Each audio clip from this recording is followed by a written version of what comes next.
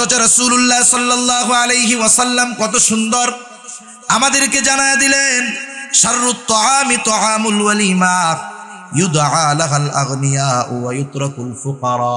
ওই ওলিমা কতই না নিকৃষ্ট ওলিমা, যে ওলিমার মধ্যে শুধু সম্পদওয়ালাদেরকে দাওয়াত দেওয়া হয়, আর গরিব মানুষ যারা অসহায় যারা তাদের দাওয়াত দেওয়া হয় না। ধনীরা গরিবদেরকে দাওয়াত দেয় না, আর যারা গরিব এরা ধনীদেরকে দাওয়াত দিলে তারা ওই গরিবের বাড়িতে আসে না। গরিব মানুষ যদি ধনীরে দাওয়াত দিতে যায়, কি মনে করে জানেন? দাওয়াত দিচ্ছে টাকার জন্য। এই টাকার জন্য দাওয়াত দিতেছে এটা মনে করে সে তারে কিছু টাকা পয়সা দিয়ে বলে, যা যা অসুবিধা নেই, যা পারলে যা মনে, ঠিক কিনা বলেন?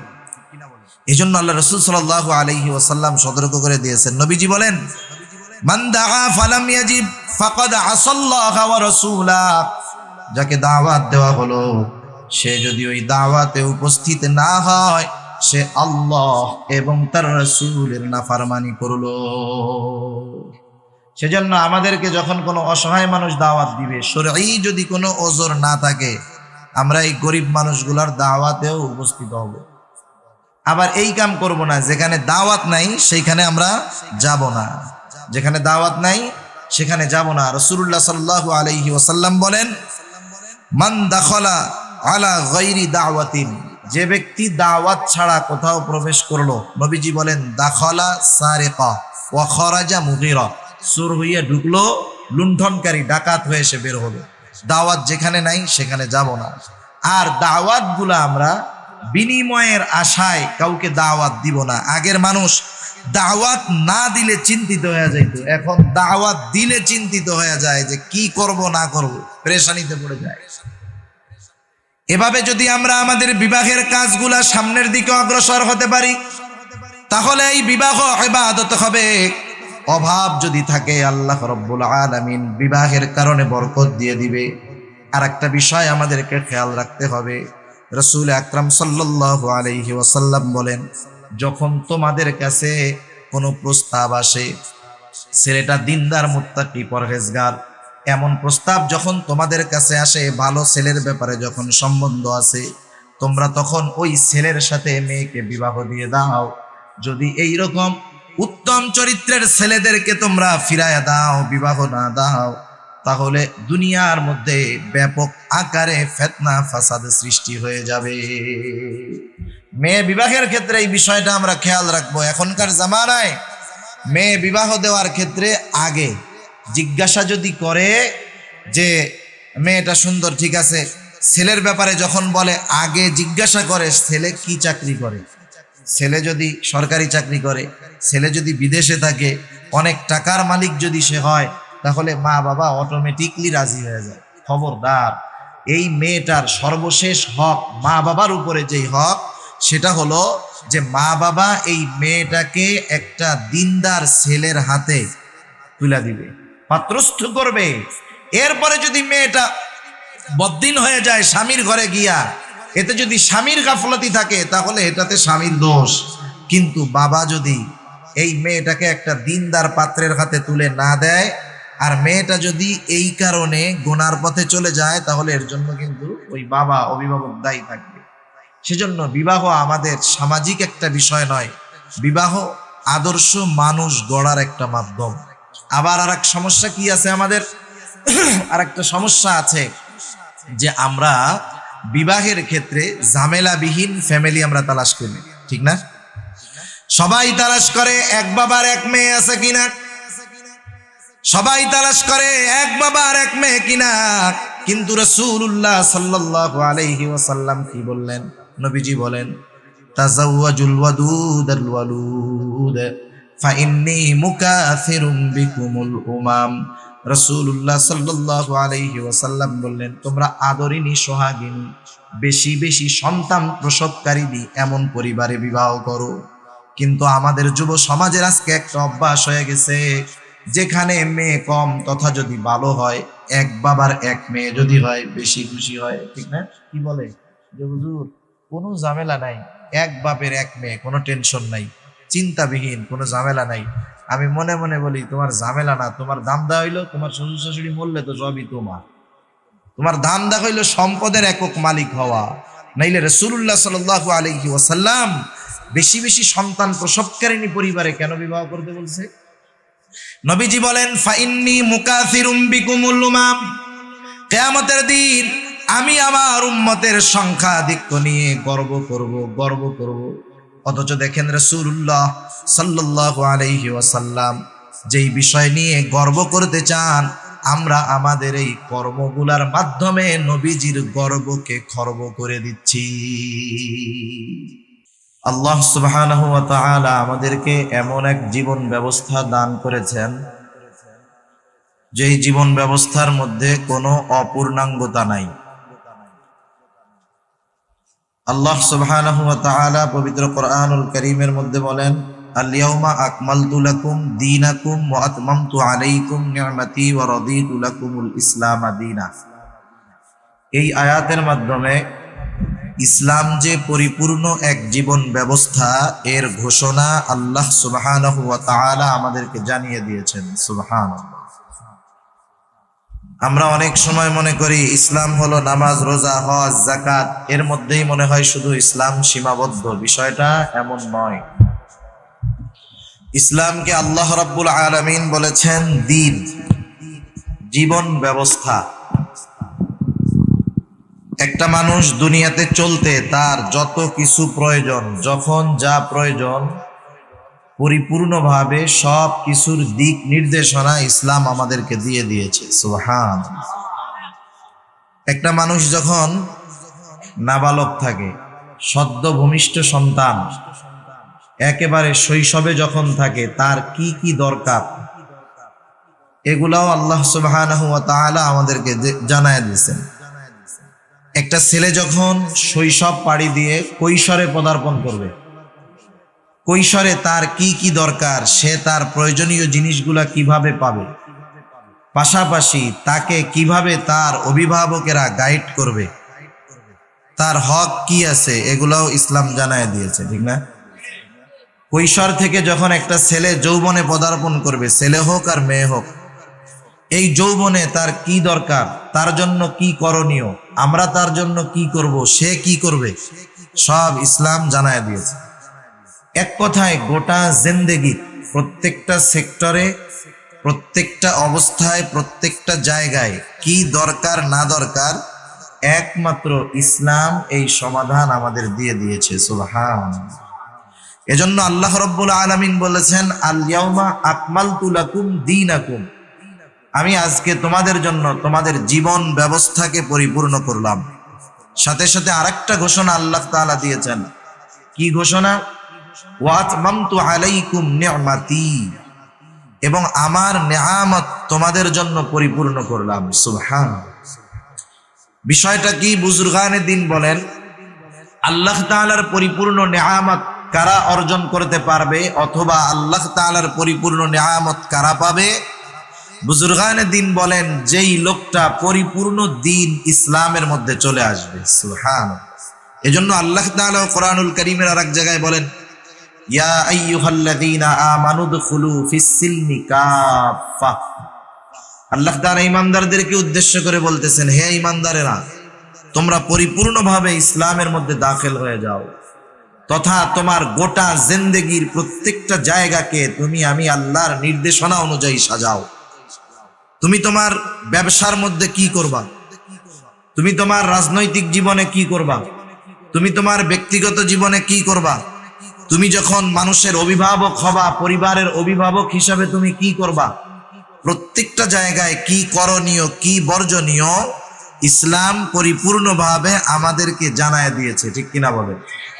আজকে তামাম দুনিয়ার মধ্যে অশান্তি, কাফেরদের মার মুসলমানরা খায়, সেটা পরের কথা। আমাদের অন্তর্কলহ, নিজেদের মধ্যে যেই দ্বন্দ্ব, এই দ্বন্দ্বটা যে শুধু দল কেন্দ্রিক এমন না, বরং নিজের পরিবারের মধ্যেও দ্বন্দ্ব আছে না নাই? ভাইতে ভাইতে দ্বন্দ্ব, ছেলের সাথে বাবার দ্বন্দ্ব, স্বামীর সাথে স্ত্রীর দ্বন্দ্ব। এই অন্তর্কলহ কেন? এর কারণ হলো আজকে আমরা দ্বীন থেকে পরিপূর্ণ দূরে, ইসলাম থেকে পরিপূর্ণ দূরে, আমরা প্রত্যেকটা কাজ করার আগে ভাবি যে ইসলাম কি বলে, এটা ভাবি না, বরং ভাবি সমাজ কি বলবে। ঠিক কিনা বলেন? আমি আপনি যখন সমাজের মানুষকে খুশি করতে যাব, সবাইকে একসাথে আমি খুশি করতে পারবো না, কিন্তু আমি যদি একজনকে খুশি করার চেষ্টা করি, ওই একজন যদি খুশি হয়ে যায়, আল্লাহ তাআলা সবার মধ্যে আমার প্রতি সন্তুষ্ট দিয়ে দিবেন এবং সবাই আমার প্রতি খুশি থাকবে। যেমন হাদিসের মধ্যে আসছে, আল্লাহ সুবহানাহু ওয়া তাআলা যখন কাউকে ভালোবাসে, আল্লাহ তাআলা ভালোবাসবে কাকে? যে আল্লাহর গোলাম হয়ে যাবে। ঠিক কিনা? রাসূলুল্লাহ সাল্লাল্লাহু আলাইহি ওয়াসাল্লাম বলেন, যখন কাউকে আল্লাহ তাআলা ভালোবাসে তখন তার কি হয়? আল্লাহ রাব্বুল আলামিন জিবরাইল আলাইহিস সালামকে ডেকে বলেন, জিবরিল, আমি জমিনের অমক গোলাম আল্লাহ আব্দুল করিম, আব্দুর রহিম, আমি আল্লাহ তাআলা তাকে ভালোবাসি, তুমিও ভালোবাসো। জিবরাইল আলাইহিস সালাম তাকে ভালোবাসতে শুরু করে। শুধু তাই না, আসমানের মধ্যে এসে এলান করে দেয় যে, এই শোনো আসমানের বাসিন্দারা, দুনিয়ায় আব্দুর রহিম, অমক এলাকার আব্দুর রহিম, তাকে আল্লাহ তাআলা ভালোবাসে, আমি ভালোবাসি, তোমরাও ভালোবাসো। এবার আসমানের বাসিন্দারা তাকে ভালোবাসতে শুরু করে। রাসূলুল্লাহ সাল্লাল্লাহু আলাইহি ওয়াসাল্লাম বলেন, যখন আসমানের বাসিন্দারা দুনিয়ার ওই আব্দুর রহিমকে ভালোবাসতে শুরু করে, আল্লাহ তাআলা দুনিয়ার মানুষের মধ্যে আব্দুর রহিমের ভালোবাসা এবং গ্রহণযোগ্যতা সৃষ্টি করে দেয়। তাহলে দেখেন, একজনকে যদি খুশি করা যায়, তাইলে একটা সময় সবাই আমার উপরে খুশি হবে। আমি যদি সমাজের মানুষকে খুশি করার চেষ্টা করি, সবাইকে খুশি করা সম্ভব নয়। একজন খুশি হবে, একজন বেজার হবে, এরপরেও আমি সমাজের মানুষ, আত্মীয় স্বজনের সন্তুষ্টি অর্জন করতে পারবো না। সেজন্য আমরা যদি আমাদের গোটা জিন্দেগির সব কাজ কর্মে আল্লাহ তাআলাকে সন্তুষ্ট করব এই উদ্দেশ্য নিয়ে অগ্রসর হই, ইনশাআল্লাহ সেই কাজের ভিতরে বরকত হবে, সেই কাজের ভিতরে রহমত আসবে, সেই কাজ আল্লাহ সুবহানাহু ওয়া তাআলার দরবারে গ্রহণযোগ্য হবে। শুধু তাই না, দুনিয়ার যত ফিতনা ফাসাদ আছে এগুলা থেকেও বাঁচা যাবে। ঠিক কিনা বলেন? আসলে তো কথা অনেক আসে, বেশি কথা আমি বলবো না। আমি যেই উদ্দেশ্যে আপনাদের খেদমতে পবিত্র কোরআনুল কারীমের একটা আয়াত ও রাসূল আকরাম সাল্লাল্লাহু আলাইহি ওয়াসাল্লামের অগণিত হাদিস থেকে একটা হাদিস পাঠ করেছি, একটি সামাজিক বিষয় আলোচনা করার জন্য। একদিন আমি রাস্তা দিয়ে হাঁটতেছিলাম, গাড়িতে যাচ্ছিলাম, বাসের মধ্যে। হঠাৎ আমি একটা লোকের গেঞ্জির পেছনে লেখা দেখলাম, আদর্শ মানুষ, আদর্শ পরিবার। আদর্শ মানুষ, আদর্শ পরিবার। পরিবার গঠন হওয়ার জন্য কমপক্ষে দুইজন মানুষের দরকার হয়। কয়জন? পরিবার গঠন হওয়ার জন্য দুইজন মানুষের দরকার।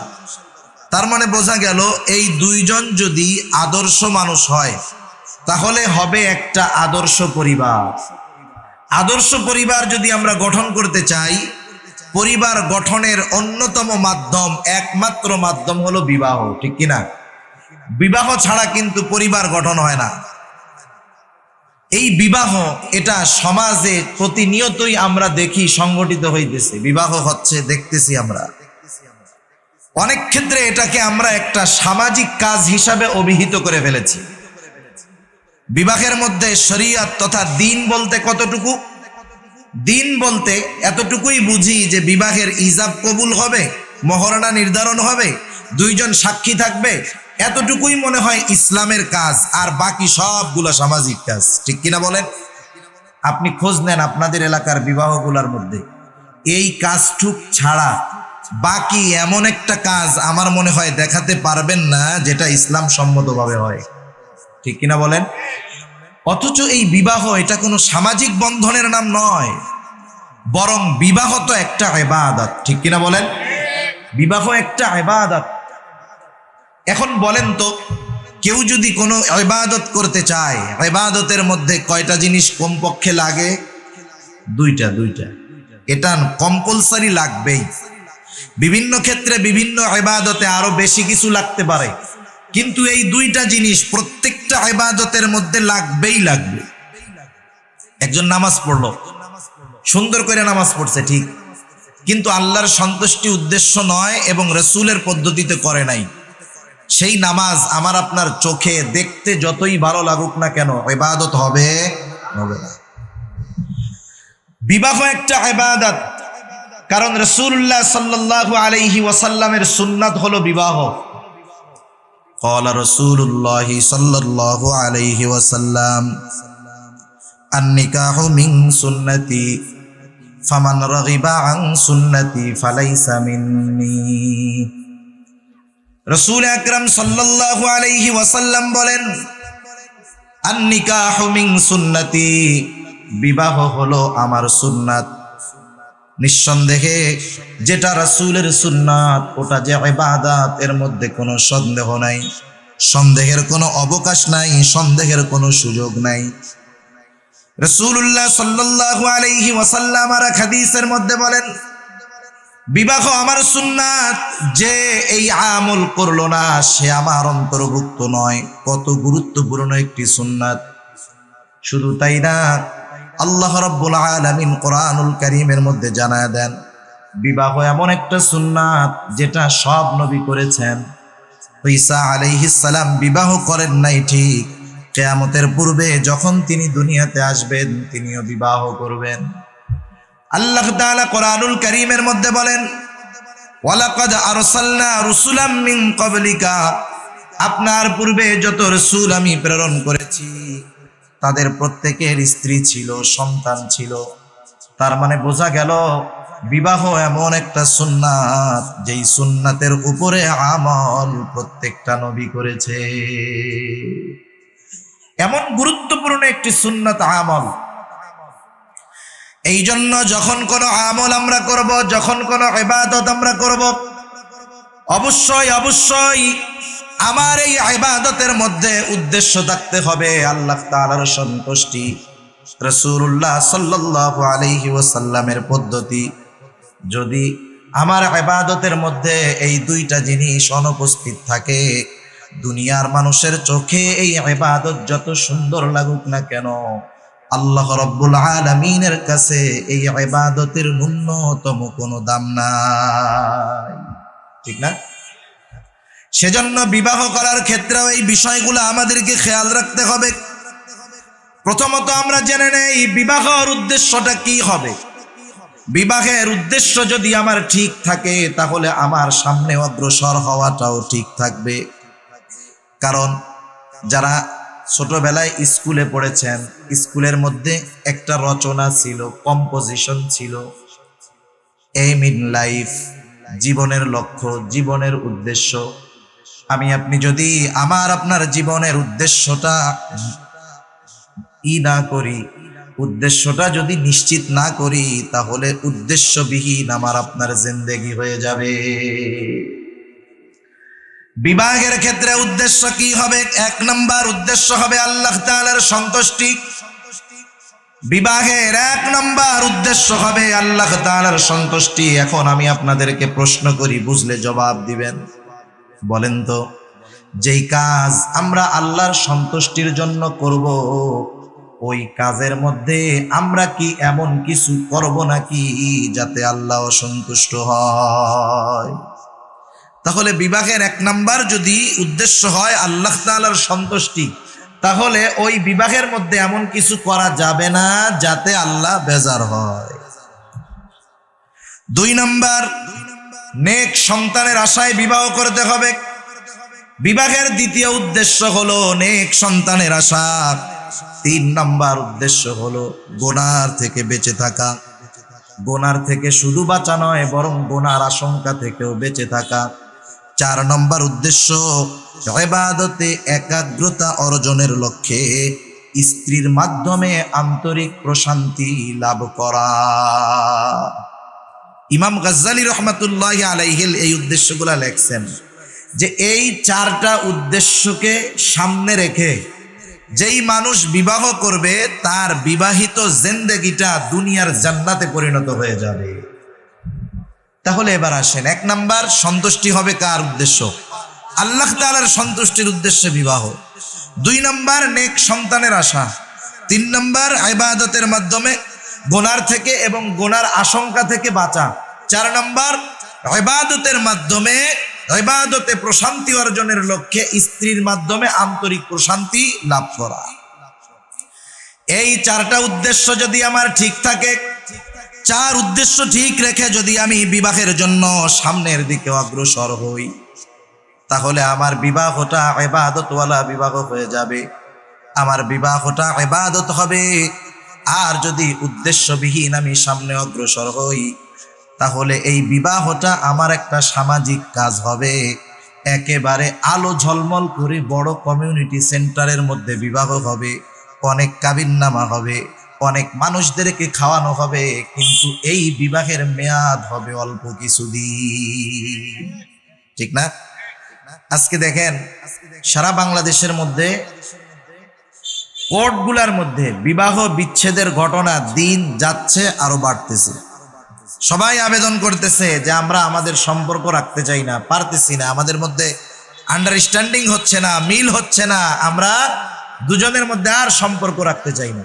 মনে করেন এটা যে শুধু এমন হইতেছে যে বাচ্চা কাচ্চা নাই তা না, অধিকাংশ ডিভোর্স মানে বিবাহ বিচ্ছেদ যাদের হচ্ছে, অধিকাংশ ফ্যামিলির মধ্যে একাধিক সন্তান রয়েছে।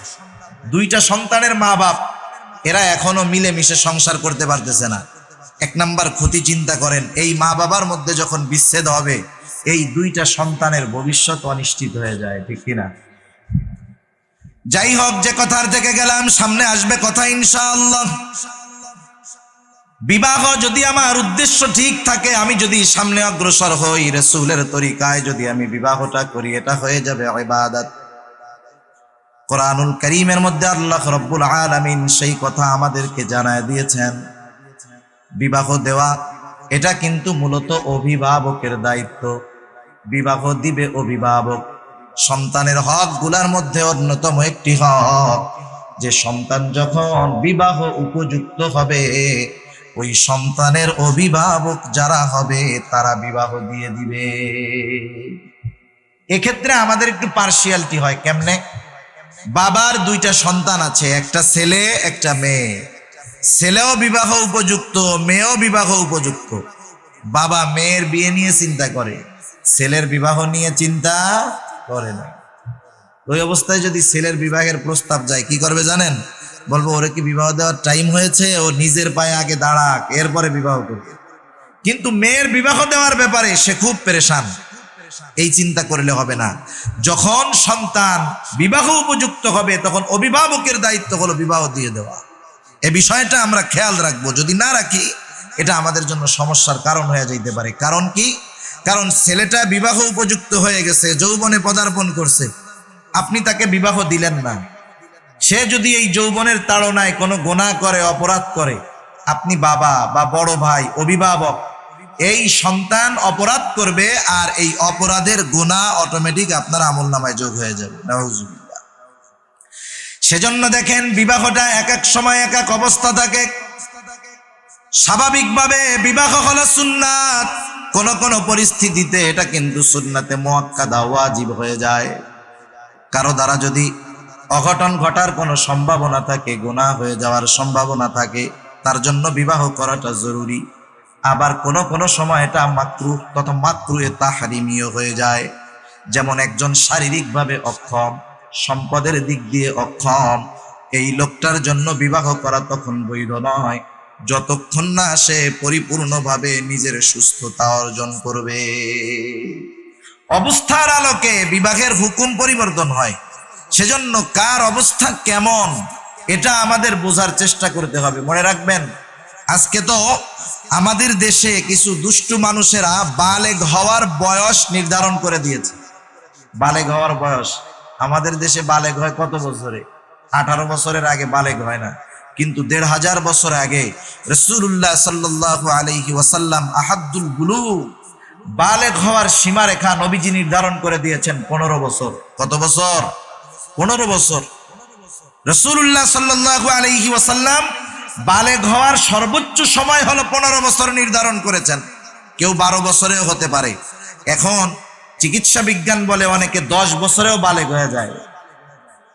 অথচ দেখেন আমাদের দেশ সহ বিভিন্ন জায়গায় বালেগ হওয়ার সীমারেখা নির্ধারণ করে দেওয়া হলো 18 বছর। অথচ রাসূলুল্লাহ সাল্লাল্লাহু আলাইহি ওয়াসাল্লাম বালেগ হওয়ার সর্বশেষ সীমা নির্ধারণ করে দিলেন 15 বছর পর্যন্ত। তার মানে বোঝা গেল একটা ছেলে যখন 15 বছরে অতিবাহিত করে, পদার্পণ করে, নিঃসন্দেহে ওই ছেলেটা যে বালেগ পরিপূর্ণ বয়স্ক হয়ে গেছে কোনো সন্দেহ নাই। এই সময় তার বিবাহের ব্যবস্থা করা উচিত। ভলিউমটা একটু বাড়ান। বিবাহের ব্যবস্থা করা অভিভাবকের দায়িত্ব। যদি না করে, সে যদি কোনো গুনার কাজে লিপ্ত হয়ে যায় তাহলে সমস্যা। এজন্য আল্লাহ রাব্বুল আলামিন বলেন, وَأَنكِحُوا الْأَيَامَ مِنكُمْ وَالصَّالِحِينَ مِنْ عِبَادِكُمْ وَإِمَائِكُمْ إِنْ يَكُونُوا فُقَرَاءَ يُغْنِهِمُ اللَّهُ। বিবাহ দেওয়ার দায়িত্ব কার বলে দিয়েছেন আল্লাহ। আল্লাহ রাব্বুল আলামিন বলেন, আনকিহুল আয়ামা, বিবাহ উপযুক্ত যারা তোমরা তাদেরকে বিবাহ দিয়ে দাও। মিনকুম ওয়াস-সালিহিনা মিন ইবাদিকুম ওয়া ইমাইকুম, তোমাদের অধীনস্থ মুমিন দাস দাসী যারা আছে তারাও যদি বিবাহের উপযুক্ত হয়, তোমার অধীনস্থ যারা আছে তারাও যদি বিবাহের উপযুক্ত হয়, আল্লাহ তাআলা বলেন আনকিহু, তুমি অভিভাবক হিসাবে তাদের বিবাহ দিয়ে দাও। বিবাহ দিয়ে দেওয়ার আদেশ করেছে আল্লাহ। তার মানে অভিভাবকদের দায়িত্ব হলো সন্তানদেরকে বিবাহ উপযুক্ত হলে বিবাহ দিয়ে দেওয়া। না দেওয়ার কারণ কি? বলে নিজের পায়ে দাঁড়াইতে পারে নাই, বিবাহ করলে খাওয়াবে কি, ঠিক কিনা?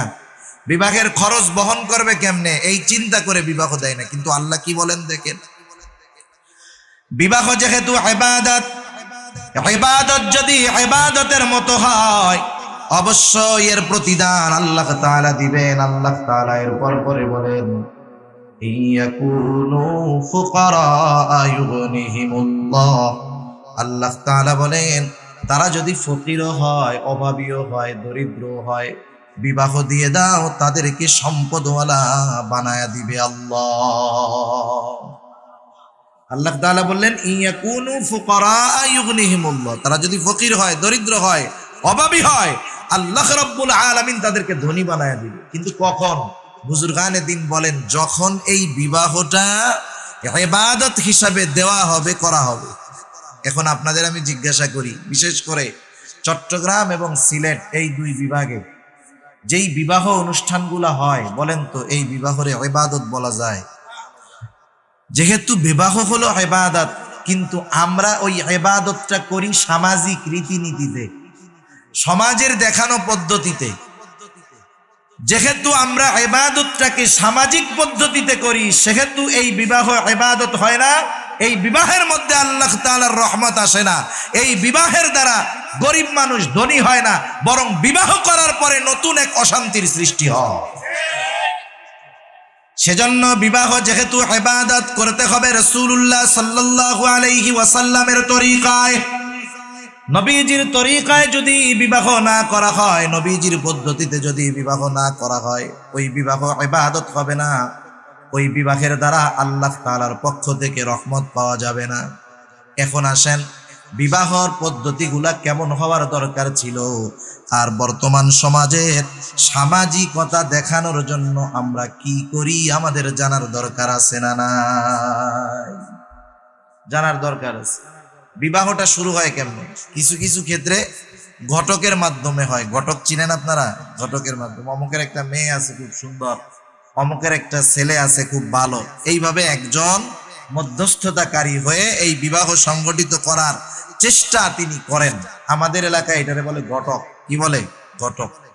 এখন তো মোবাইলের জামানা। আগের জামানায় ঘটকদের কাছে অনেক ছবি থাকতো, আইসা ছেলের বাড়িতে ছবিগুলা দেখাইতো, ঠিক না? এখনো অনেক ক্ষেত্রে যখন কথাবার্তা চলে, একজন আর একজনের বাড়িতে মেয়ে দেখতে যাওয়ার পূর্বে আগের থেকেই ঘটকরে বলে একটা ছবি ম্যানেজ করে দিয়েন। করে কি করে না? জেনারেল পরিবারের কথা বাদ দেন, আফসোস লাগে, আফসোস অনেক আলেম ফ্যামিলিও এই জায়গায় ভুল করে বসে। আলেম ফ্যামিলিও যখন একটা ভালো ছেলের খবর শোনে, নিজের যুবতী মেয়ের ছবিটা ঘটকের হাতে তুলে দেয়। তুলে দিয়ে কি বলে জানেন ভাই? শুধু ছেলেরে দেখাইয়েন, কেউরে দেখাইয়েন না। আচ্ছা বলেন তো, ওই লোকটার হাতে সুন্দরী ওনার যুবতী মেয়েটার ছবি তুলে দিয়ে কি বলল? যে ভাই এটা আপনি কিন্তু শুধু ছেলেরাই এক নজর দেখাইয়েন, আর কাউরে দেখাইয়েন না। এই লোকটা ঘটক যাও না দেখতো, কিন্তু উনি মানা করার পরে ওর আরো দেখতে মনে যাবে বেশি। শয়তান এবার এসে বলবে, আরে বেড়া একটু দেখ না, বিবাহ সম্বন্ধ করবি দেখ। এবার ও নিজেও মাশাল্লাহ এক নজর দেখবো, ভালোই তো মেয়েটা। গোনা শুরু হয়েছে নাকি বলেন? সেজন্য মেয়ে দেখার ক্ষেত্রে ছবি আদান প্রদানের কোনো সুযোগ নাই, মোবাইলেও নাই, এমনিতেও নাই। এখন মেয়ে আমরা কিভাবে দেখাশোনা করব? আমাদের দেশের সামাজিক রীতি হয়ে গেছে, ছেলে আছে সৌদি আরব, বিবাহ হবে বাংলাদেশে। ছেলে বাংলাদেশে আসার আগে যাকে বিবাহ করবে বা যার সাথে আত্মীয়তার সম্পর্ক হবে, ওই মেয়েটাকে ওই ছেলে দেখার আগে তার দুলাভাই, খালাতো ভাই, মামাতো ভাই 50 বার দেখা হয়ে যায়, ঠিক না? সেও আর এক মগা মগা মগা। ওরে বলে যে মা বাপ, এই তোরে তো বিবাহ দিতে চাই, তুই কি করবি?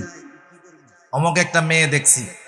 ও কি বলে, আচ্ছা আমি তো বিবাহ করবো, তোমরা থাকবা, তোমরা দেখে আসো, আমার ছোট ভাই, দুলাভাই টুলাভাই এদেরকেও নিয়ে যাইও, সবার যদি পছন্দ হয় তাহলে আমি বিবাহ করবো। তুমি যদি সবার পছন্দেই বিবাহ করো তাহলে তোর বিবাহ করার দরকার কি? যাগো পছন্দ হয়েছে এগো একটার সাথে দিয়া দে, ঠিক কিনা বলেন? সেজন্য যখন কেউ মেয়ে দেখতে যাবে, মেয়ে দেখতে যাওয়ার সময় সাথে মহিলারা যাবে, কোনো অসুবিধা নাই, বাবা যাবে, ভাই যাবে, কোনো অসুবিধা নাই, কিন্তু দেখবে সে একা, সে একা দেখবে, একা। শরীয়ত যতটুকু দেখার অনুমতি দিয়েছে সে ততটুকু দেখবে। সে যেগুলা দেখতে পারবে না সেগুলা তার মা বোনেরা দেখবে, ঠিক কিনা বলেন? কিন্তু দুইজন পাশাপাশি বসে আর এক ভাইকে দেখাবে, বাবাকে দেখাবে। মনে রাখবেন, ছেলে যখন বিবাহের জন্য মেয়ে দেখতে যাবে, বিবাহের পূর্বে ওই মেয়েটাকে ছেলের বাবাও দেখতে পারবে না। কিন্তু আমাদের দেশে অভ্যাস কি, বাবারাও দেখায়, সবাই মিলে একসাথে দেখায়। নিঃসন্দেহে এটা হারাম কাজ, কোনো সন্দেহ নাই, কবিরা গুনাহ হইতেছে সবাই। সেজন্য মেয়ে দেখার ক্ষেত্রে কি, একজন দেখবে, যে বিবাহ করবে সে দেখবে। আর ভিতরের অভ্যন্তরীণ বিষয়, বিবাহের ক্ষেত্রে কিছু বিষয় খোঁজ খবর নেওয়ার দরকার আছে। মেয়েটা বংশীয় নাকি, মানে বংশ ভালো কিনা, এটা মুরব্বীরা আগে এই বিষয়গুলা খেয়াল করছে। ছেলে শুধু চেহারা দেখবে, মা ভেতরের পরিবেশটাকে আঁচ করবে, যে ভেতরের পরিবেশটা কেমন, দিনদারিত্ব আছে কিনা, ভেতরের পরিবেশ দেখলেই ওনারা বুঝতে পারবে। বাবা বাইরে মুরব্বীদের সাথে কথা বলবে যে বংশটা কেমন, গোত্র কেমন, অতীতে এই বংশের মানুষগুলা কেমন ছিল। এই সম্মিলিত সবগুলো যখন একত্রিত হবে তখন বিবাহের দিকে অগ্রসর হবে। কিন্তু আমাদের দেশের সমস্যা হলো কি জানেন, ছেলেটা যদি কোনো মতে দেখে যে মেয়েটার চেহারা সুন্দর, মার কথাও শুনবে না, বোনের কথাও শুনবে না, বাবের কথাও শুনবে না, যে বংশ যা হয় হোক, মেয়েটা দেখতে ভালো, আমার পছন্দ হয়েছে, বিবাহ না দিলে কিন্তু আমার জান আমি শেষ করে ফেলব। সব কিছু দেখে শুনে বিবাহ করতে হবে। এজন্য রাসূলুল্লাহ সাল্লাল্লাহু আলাইহি ওয়াসাল্লাম বলেন, বিবাহের ক্ষেত্রে তোমরা কি দেখবা? রাসূল আকরাম সাল্লাল্লাহু আলাইহি ওয়াসাল্লাম বিবাহের ক্ষেত্রে 4টি জিনিস দেখার কথা আল্লাহর নবী বলেছেন। রাসূলুল্লাহ সাল্লাল্লাহু আলাইহি ওয়াসাল্লাম বলেন, তুনকাহুল মারআতু লিআরবাইন, 4টি জিনিস দেখে বিবাহ করার কথা আল্লাহর নবী বলেছেন। লিমালিহা, 1 নম্বরে মেয়ের মাল, 2 নম্বর ওয়ালি হাসাবিহা, মেয়েটার বংশ কেমন। এরপরে রাসূলুল্লাহ সাল্লাল্লাহু আলাইহি ওয়াসাল্লাম বলেন ওয়ালি জামালিহা, মেয়েটার সৌন্দর্য কেমন। 4 নম্বরে নবীজি বলেন ওয়ালি দীনিহা, দেখবা তার দিনদারিত্ব কেমন। রাসূলুল্লাহ সাল্লাল্লাহু আলাইহি ওয়াসাল্লাম এরপরে বলেন ফাযফার বিযাতিদ দ্বীন, বাকি 3টা আছে, দিনদারিত্ব নাই, কাজ হবে না, বরং দিনদারিত্বকে তোমরা প্রাধান্য দিবা। বাকি 3টাও আছে, দিনদারিত্বও আছে, এটা তো ভালোর উপরে ভালো, কিন্তু বাকি 3টা আছে, বংশ ভালো, সম্পদ, সুন্দর, সব আছে, কিন্তু দিনদারিত্ব নাই, খবরদার এটা বাদ দিয়ে দাও। তাহলে কি হবে? পরবর্তী জামানায় এসে টের পাবা যে দিনবিহীন একটা মেয়ে ঘরে আনা তোমার জন্য কতটা কষ্টের কারণ হয়ে গেছে, ঠিক কিনা বলেন? সেজন্য আমাদের গ্রামের ভাষায় একটা কথা বলে যে জাতের মেয়ে কালো ভালো, নদীর জল ঘোলাও ভালো, কিন্তু এখন আমরা সৌন্দর্যকে প্রাধান্য দেই। খবরদার, এটা করব না। আবার এই ছেলে মেয়ে দেখাদেখির মধ্যে এক ধরনের ধোঁকা আছে, ধোঁকা। আপনাদের চিটাগাঙে এই রোগ আছে, মাশাআল্লাহ। রাগ হচ্ছেন নাকি আপনারা? রাগ হইেন না। চট্টগ্রামে মা বাবা যারা সন্তান আছে, ছেলে মেয়ে আছে, মেয়ের বয়স 12-13 বছর হইলেই মাইয়ের বিয়ে দেওয়ার জন্য খুব পেরেশান হয়ে যায়। কিন্তু মাগার ছেলে বিদেশে থাকতে থাকতে, চাকরি করতে করতে মাথার চুল পইড়া মাথাটা স্টেডিয়াম হয়ে গেছে, এর কোনো খোঁজ খবর নেয় না। আছে না নাই? বয়স বেশি হলে কেন বিবাহ দেন? যেই জিনিসের যেই কাজ, সেটা দিয়ে যদি সেই কাজ না করে ঘরে উঠায় রাখেন, জিনিস নষ্ট হবে। যেমন আপনাদের বাসায় নিশ্চয়ই প্রত্যেকের বাসায় বটি আছে। বটি আছে না? মা বোনেরা তরকারি কাটে, কি বলে আপনাদের এদিকে? বটি আছে। ওনাদের বটিগুলা ধরে দেখবেন, অনেক দিন ধরে ব্যবহার করতেছে, ধার টার কিচ্ছু দেওয়া লাগে না, কিন্তু বটিটা খুব ধার। কেন? প্রতিদিন ব্যবহার চলতেছে, ঠিক না? আপনি যদি একটা বটি সুন্দর মতো ধার দিয়ে কাগজে কাপড়ে পেঁচাইয়া সুন্দর মতো আলমারিতে তুলে রাখেন, 2 বছর পরে বাইর করবেন, ওটা জং ধরবে, ভেঙে যাবে, বোথা হয়ে যাবে, কাজ করা যাবে না। এখন আপনি যদি বলেন হুজুর তাতে কি, নতুন তো আছে, না কাটা গেলে কি হবে? যেই বটি দিয়া কাটা যায় না, ওটা নতুন থাকলেই বা কি আর না থাকলেই বা কি, ঠিক কিনা বলেন? যথাসময়ে জিনিসের ব্যবহারে সেটার মেয়াদ বাড়ে। যথাসময়ে যদি কাউকে বিবাহ দেওয়া হয়, তাহলে শারীরিকভাবে সে সুস্থ থাকে, ঠিক কিনা বলেন? অনেক বাচ্চারা আছে, সব কথা তো বলা যায় না, বুঝে নিতে হয়। একটা ছেলে যখন যৌবনে পদার্পণ করবে, যৌবনের প্রারম্ভে যদি তাকে বিবাহ দেওয়া হয়, তার যৌবন শক্তিটা দীর্ঘস্থায়ী হয়। আর যদি এই ছেলেটাকে প্রৌঢ়ত্বে পদার্পণ করার পরে বিবাহ দেওয়া হয়, তাহলে অল্প কিছু দিনের মধ্যেই তার সংসার নষ্ট হয়ে যাওয়ার সম্ভাবনা সৃষ্টি হয়। কারণ চিকিৎসা বিজ্ঞান বলে একটা মানুষের কিছু কাল আছে। যেমন ছোটবেলা যখন সন্তানেরা দুধ পান করে, আমরা ওই সময়টাকে বলি শৈশবকাল। একটু বড় যখন হয়, আমরা বলি কৈশোরকাল। এরপরে যখন মোজ দেখা যায়, একটু বড় বড় মনে হয়, তখন এটাকে আমরা বলি বালেগ হয়ে গেছে, যৌবনকাল। প্রত্যেকটা সময়ের কিন্তু একটা মেয়াদ আছে। শৈশব এবং কৈশোরের মেয়াদ হলো, আল্লাহর নবী জানায় দিয়েছেন, সর্বোচ্চ 15 বছর। 15 বছর থেকে তার যেই কালটা শুরু হলো, এটাকে বলা হয় যৌবনকাল। যৌবনকালের মেয়াদ কতদিন? চিকিৎসা বিজ্ঞান বলতেছে যৌবনকালের মেয়াদ হলো 30 থেকে 34 বছর। 34 বছর হলো যৌবনকালের মেয়াদ। এজন্য দেখেন, মানুষ যখন 30 বছর পদার্পণ করে, 34 বছর পর্যন্ত তার যৌবনটা থাকে পূর্ণিমার পূর্ণ চাঁদের ন্যায়। এই চাঁদ উঠছে আজকে জানি কয় তারিখ, আস্তে আস্তে বড় হইতেছে না? এক সময় সে পরিপূর্ণতা লাভ করবে। এরপরের থেকে সে 15 তারিখ থেকে আস্তে আস্তে কি হবে? ছোট হবে। এই চাঁদ যখন 11, 12, 13, 14, বিশেষ করে এই 4 দিন সে আস্তে আস্তে বড় হয়, তার আলো আরো বাড়ে। একেবারে চাঁদের 14 তারিখ দিবাগত রাত, এই দিন পরিপূর্ণ আলো দেয়, আবার কমা শুরু করে। জান্নাতের মধ্যে যখন আল্লাহ তাআলা আমাদেরকে নিবেন, বয়স থাকবে কত? 30-এর কোঠায় 33 বছর। এই সময়টা হলো যৌবনের পূর্ণাঙ্গ সময়, পূর্ণিমার। এরপরের থেকে শুরু হয় প্রৌঢ়ত্ব। যৌবন শেষ, শুরু হয় কি? প্রৌঢ়ত্ব। 33-34 বছর বয়সে। এখন দেখেন, আপনি একটা লোক প্রতিষ্ঠিত হতে গিয়ে বিদেশে 10, 15, 20 বছর কাটায়া আপনি 34 বছর বয়সে যখন আসলেন, তখন আপনি আর যুবক নাই, আপনি তখন প্রৌঢ়ত্বে পদার্পণ করেছেন। বিবাহ করেন নাই, কুমার আছেন, ঠিক আছে, কিন্তু বয়সের কারণে কি হয়েছে? যৌবন শেষ, প্রৌঢ়ত্বে পদার্পণ করলেন। আপনার তো এখন টাকা পয়সা অনেক, এখন কি মন চাবে?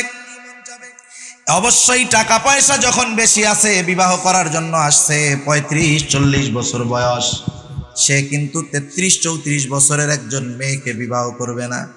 সে চাইবে তার বয়স যদিও 40 বছর, 35 বছর, সে চাইবে 18-17 বছরের একজন যুবতী মেয়েকে বিবাহ করতে, ঠিক কিনা বলেন? এবার যখন দুই পরিবারের দেখা দেখি হয়, এখানেও ধোঁকা আছে, খবরদার, ধোঁকা দেওয়া যাবে না। আমাদের সমাজের মধ্যে ছেলে মেয়ে দেখানোর সময় উভয় পক্ষকে ধোঁকা দেয় একটা মাধ্যম। মেয়েটা একটু কালো, ছেলের সামনে যখন আনে সুন্দর মতো, এমন ভাবে এটাকে বিউটি পার্লার থেকে রং কইরা আনে। রং বুঝেননি? মেকআপ করে আনে, চেহারাটাকে সুন্দর বানায় আনে। এই যে ছেলের সামনে যেই চেহারাটা দেখানো হলো, ছেলেটা তো ওই সুন্দর চেহারা দেখে পছন্দ করলো, কিন্তু বলেন তো এই মেয়েটার বিবাহের পরে 24 ঘন্টা সে কি ওই রকম মুখে রং করে রাখতে পারবে নাকি?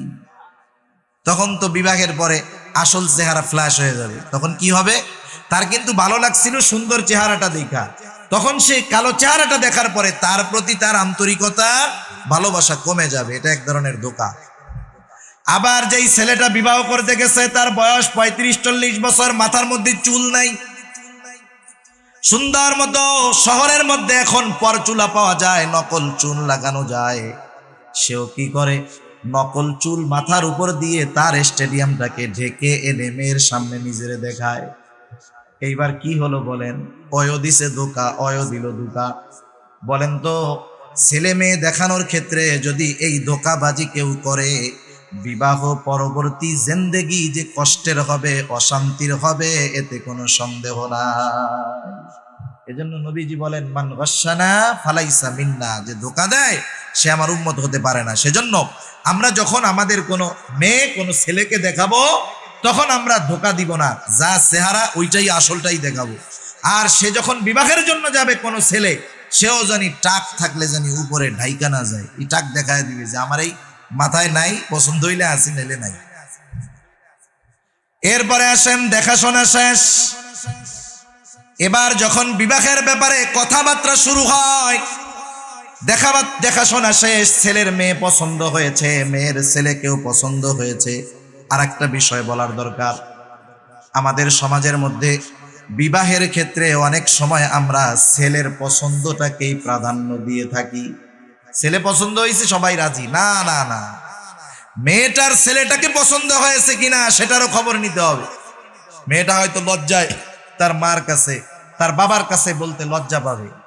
মেয়েটার ঘনিষ্ঠ যে আছে, বোন হোক বান্ধবী হোক, তাদের মাধ্যমে জানতে হবে যে মেয়েটার ছেলেটারে পছন্দ হয়েছে কিনা। যদি না হয়, মেয়েটা প্রাথমিক অবস্থায় হয়তো মা বাবার সম্মানের কথা চিন্তা করে বিবাহতে রাজি হবে, বিবাহ হবে, কিন্তু এরপরে একটা সময় কিন্তু অশান্তি আসবে, ওই যে ছাড়াছাড়ি হয়ে যাবে।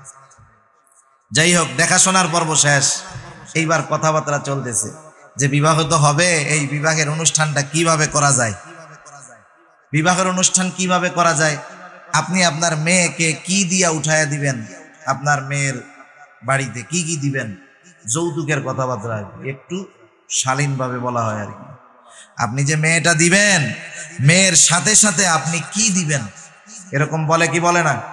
মেয়ের ঘরটা সাজাইয়া দিয়েন, বেশি কিছু না, ঘর সাজাইয়া দিয়েন। কি কি লাগবে ঘর সাজাইতে? বলে এই তো ভালো এক সেট ফার্নিচার, এরপরে ফ্রিজ দিয়েন, বড় একটা দেয়াল টেলিভিশন দিয়েন, সব মিলাইয়া উনি যা বাজেট বলে তাতে 5-7 লাখ 10 লাখ টাকার কম হয় না, আছে না নাই? এরপরে আবার কি বলে, বরযাত্রী খাওয়াইতে হবে। কতজন খাওয়াবেন? 50, 60, 70, 80, 100 জন খাওয়াইতে হবে, 200-300 খাওয়াইতে হবে, 400 খাওয়াইতে হবে, কমিউনিটি সেন্টারের ভাড়া। এখন চিন্তা করেন, একটা মেয়ে বিবাহ দিতে গিয়ে এই লোকটার যদি 15-20 লক্ষ টাকা খরচ হয়, এই লোকটা কি করবে বলেন তো?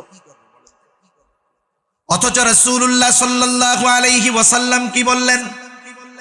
আমাদের সমাজে তো অসুস্থতার প্রতিযোগিতা, সাহাবায়ে কেরাম ইবাদতের ক্ষেত্রে প্রতিযোগিতা করতেন। তাবুকের যুদ্ধের সময় রাসূলুল্লাহ সাল্লাল্লাহু আলাইহি ওয়াসাল্লাম যখন যুদ্ধের জন্য সাহায্য চাইলেন, সাহাবারা দান করার প্রতিযোগিতা শুরু করে দিলেন। হযরত ওসমান রাদিয়াল্লাহু তাআলা আনহু তার অর্ধেক সম্পদ আইনা দান করলেন। হযরত ওসমান রাদিয়াল্লাহু তাআলা আনহু তার 3 ভাগের 1 ভাগ সম্পদ এনে দান করলেন। হযরত উমর রাদিয়াল্লাহু তাআলা আনহু তার সমুদয় সম্পদের অর্ধেক এনে দান করলেন। হযরত আবু বকর সিদ্দিক রাদিয়াল্লাহু তাআলা আনহু পরিমাণ যদিও কম, কিন্তু নিজের সব সম্পদ এনে দান করলেন। তারা দ্বীনের কাজে তারা প্রতিযোগিতা করত, আর আমরা দুনিয়ার কাজে, গুনার কাজে প্রতিযোগিতা করি। কি চিন্তা করি যে আমার পাশের বাড়ির ছেলে, ওরে বিবাহ দিছে, ও বরযাত্রী নিয়ে গেছিল 400, আমি যদি আমার ছেলের বিবাহে যদি 400-500 বরযাত্রী না নেই, তাহলে কি আমার ইগো থাকে, আমার ইজ্জত থাকে? এজন্য কি করবে, ওই মেয়ের বাবাকে বলবে যে 500 বরযাত্রী খাওয়াইতে হবে। আবার খোঁজ নেই যে ওর বিবাহতে ওর শ্বশুর বাড়ি থেকে কয় আইটেম খাওয়াইছে, খোঁজ খবর নিয়ে জানে 10 আইটেম, আবার অফার করে যে শোনেন মেহমানরা আসবে, এইটা খাওয়াবেন সেইটা খাওয়াবেন, সাথে সাথে চিংড়ি মাছও দিবেন, নাইলে কিন্তু বিবাহ হবে না। এইভাবে ডিমান্ড দিয়ে খাওয়া, এটা নিঃসন্দেহে জুলুম করা, কোনো সন্দেহ নাই। আপনার যদি খাওয়াইতে মনে চায় আপনার আত্মীয় স্বজনের, আপনি আপনার নিজের টাকা দিয়ে খাওয়ান, কেন আপনি মেয়ের বাবার উপরে চাপায়া দেন? নিঃসন্দেহে এটা জুলুম, কোনো সন্দেহ নেই। সেজন্য এই ধরনের ডিমান্ড করা শরীয়তে বৈধ নয়। যদি মেয়ের বাবা নিজ সন্তুষ্টিতে আপনাদেরকে বলে যে ঠিক আছে, যেহেতু মেয়েটার বিবাহ হবে, আমি আমার মেয়েটাকে বিবাহ দিতে চাই, আপনারা 50 জন আসবেন, আমি যা পারি খাওয়াবো, সেটা ভিন্ন জিনিস। কিন্তু বর পক্ষের পক্ষ থেকে কনে পক্ষের উপরে জুলুম করে ডিমান্ড করে 400-500 বরযাত্রী, ঘর সাজানোর মাল সামানা তো বহু দূর, জুলুম করে একটা টাকা গ্রহণ করার সুযোগ নাই। এটা জুলুম করে খাওয়া হবে। আল্লাহ তাআলা বলেন, ওয়ালা তাকুলু আমওয়ালাকুম বাইনাকুম বিল বাতিল, তোমরা অবৈধভাবে কারো সম্পদ ভক্ষণ করো না। বরপক্ষ যদি এমনটা করে, নিঃসন্দেহে অবৈধভাবে জুলুম করে কনে পক্ষের কাছ থেকে জোর করে ওইটা নেওয়া হবে। এমনটা করা যাবে না, কিন্তু খুব কঠিন। বলতেছি খুব সহজে, কিন্তু এই সমাজে এই পরিবর্তনটা কঠিন না সহজ? জোরে বলেন, কঠিন না সহজ? নিঃসন্দেহে কঠিন, কোনো সন্দেহ নাই। কিন্তু এরপরেও এই আমলের দিকে আমাদেরকে যাইতে হবে। কারণ কি যাইতে হবে? এই কারণে ভবিষ্যতের চিন্তা করে। কারণ আপনি এত টাকা খরচ করে বিবাহ দিবেন, বিবাহ করবেন, যদি এই বিবাহের মধ্যে শান্তি না আসে, কোনো দরকার আছে? এই বিবাহের মধ্যে যদি বরকত না থাকে, কোনো দরকার আছে এই বিবাহের? এজন্য খরচ কমাতে হবে। রাসূলুল্লাহ সাল্লাল্লাহু আলাইহি ওয়াসাল্লাম বলেন, আ'যামুন নিকাহি বারাকা আইসারুহা মাউনা। রাসূলুল্লাহ সাল্লাল্লাহু আলাইহি ওয়াসাল্লাম বলেন, ওই বিবাহের মধ্যে বরকত বেশি যেই বিবাহের মধ্যে খরচ কম। রাসূলুল্লাহ সাল্লাল্লাহু আলাইহি ওয়াসাল্লামের বিবাহের মধ্যে কই খরচই তো নাই, খরচ কম হয়েছে, বরকত বেশি হয়েছে। এখন বিবাহের মধ্যে খরচ বেশি হয়, বরকতের কোনো খবর থাকে না। এই গেল বরপক্ষের ডিমান্ড। কনে পক্ষেরও ডিমান্ড আছে। কনে পক্ষ চিন্তা করে বিবাহ দিব মেয়েটাকে, যেই যুগ জামানা চলতেছে, না জানি কোন সময় ছেলের সাথে মেয়ের বিবাহ ভেঙে যায়। এইবার যখন বিবাহের মধ্যে কথা হয় কাবিন নামার টাকার ব্যাপারে, ওইখানে কনে পক্ষের পক্ষ থেকে বড় বড় ডিমান্ড ধরা হয়, 15 লক্ষ টাকা, 20 লক্ষ টাকা, ঠিক কিনা বলেন? ধরে নিয়ে এরকম আপনাদের এদিকে 15 লক্ষ 20 লক্ষ টাকা কাবিনের টাকা দিতে হবে, মোহরের টাকা দিতে হবে, জোর করে চাপায়া দেওয়া হয়। একটা ছেলের যতটুকু অ্যাবিলিটি, সামর্থ্য অনুযায়ী তার মোহর নির্ধারণ করতে হবে। অতিরিক্ত মোহর নির্ধারণের মাধ্যমে ক্ষতি কি দেখেন? অনেক সময় কি চিন্তা করে আমাদের দেশে, মোহরের বিষয়টা অধিকাংশ ক্ষেত্রে খাতা কলমে লেখা থাকে, বাস্তবে হয় না। লেখা হইল 15,15,000 টাকা কাবিননামা তথা মোহরানা। ছেলে পক্ষ চিন্তা করে এখন তো নগদ স্বর্ণ অলংকার সহ 3-4 লাখ যা দিলাম নগদ উসুল করা হলো। আরে যা ধরে ধরুক, দিলেই না। কেউ যদি না দেওয়ার নিয়তে মোহরের টাকা নির্ধারণ করে, এই অবস্থার উপরে যদি ওই স্ত্রীর সাথে সে মিলিত হয়, নিঃসন্দেহে কিয়ামতের ময়দানে জিনাকার হিসাবে আল্লাহর দরবারে উঠবে। সেজন্য সে যতটুকু দিতে পারবে ততটুকু মোহর নির্ধারণ করবে। আর যদি পুরাটা নগদ না দিতে পারে, তাহলে যেটা বাকি থাকবে সেটা স্ত্রীর কাছ থেকে সময় চেয়ে নিবে, ঠিক কিনা বলেন? এখন যাই হোক, বিবাহ হয়ে গেল। বিবাহের আগে আরো কিছু ফর্মুলা আছে আমাদের দেশে। গায়ে হলুদ আসেনি আপনাদের দেশে? আস্তাগফিরুল্লাহ। এটা একটা হিন্দু আনা প্রথা। এটা কি প্রথা? হিন্দু আনা প্রথা। অথচ আমরা এইটা খুব ঘটা করে পালন করি। ছেলের বাড়িতে মেয়ে পক্ষের লোকজন আসে, মেয়ের বাড়িতে ছেলে পক্ষের লোকজন আসে। আইসা কি করে? ছেলের যখন হলুদ দিয়া গোসল করায়, মেয়ের বাড়ি থেকে মেয়ের বাবি টাবি আত্মীয় স্বজনরা আইসা ছেলের মুখের মধ্যে হলুদ লাগায় দেয়। এই পাশ দিয়া যখন মেয়ের গায়ে হলুদ হয়, ছেলের বাড়ির পক্ষ থেকে ছেলের ভাই বন্ধুরা গিয়ে ওই যে যার সাথে বিবাহ হবে, বিবাহের আগেই তার গায়ে ওই যে তারা হলুদ টলুদ মাখায়া দেয়। তার মানে বিবাহ যার সাথে হবে তার সাথে বিবাহ হওয়ার আগেই পরপুরুষ ওই মহিলার গায়ে স্পর্শ করে। নাউজুবিল্লাহ। আরো তো কত ধরনের আছে, গান বাদ্য এসবের তো অভাব নাই।